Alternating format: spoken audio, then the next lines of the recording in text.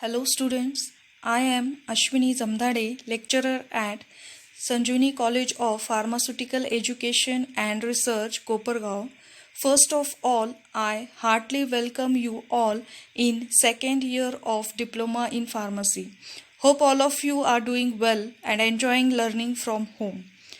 Today in this session we are going to study the dispensed medication. In that, first medication is powder.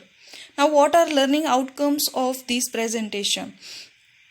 From this presentation, the student will be able to know the definition of powder and advantages and disadvantages of powders. Do you know what are powders? Definitely, because you have seen powders at your home itself, like for example salt or sugar or baking soda or any flour which we use to cook in the house is a form of powders. Also, branded products we usually use like ORS, that is oral rehydration salt, which are internally used, and also Vicodantvanjan is a powder dosage form used to clean the teeth externally. But what is actual definition of powder? Powder are intimate mixtures of dry, finely divided drugs and or chemicals that may be intended for internal or external use. Some examples are dusting powders and dental powders. Now, what are advantages of powders? Firstly, they are used both internally and externally. Second, they have good chemical stability compared to other fluid or liquid dosage forms. They has rapid onset of action. Rapid onset of action is the time required for the drug to reach the systemic circulation. It is easy to swallow when mixed with liquids. It is easy to handle compared to liquid dosage forms.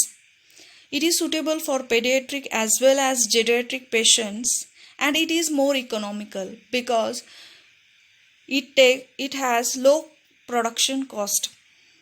It also has some disadvantages. Now, what are disadvantages of powders? They are not suitable for drugs unstable in atmosphere. Some drugs has tendency to absorb atmosphere and get degrade. So it is not suitable for such drugs. It is also not suitable for bitter, nauseating, deliquescent or hygroscopic drugs because bitter and nauseating drugs may create less patient compliance, and deliquescent and hygroscopic drugs get degrade due to moisture absorption. Dispensing of powder is time consuming task. Quantity less than 100 mg cannot be weighed on dispensed balance, and volatile drugs cannot be dispensed because volatile drugs are those drugs which has tendency to get evaporated in atmosphere. Such drugs are also not possible to dispense in powder form. These are some of the disadvantages of powders. This is all in this session. The other points from this topic we will discuss in next lecture. Till then, stay home, stay safe, keep learning. Thank you.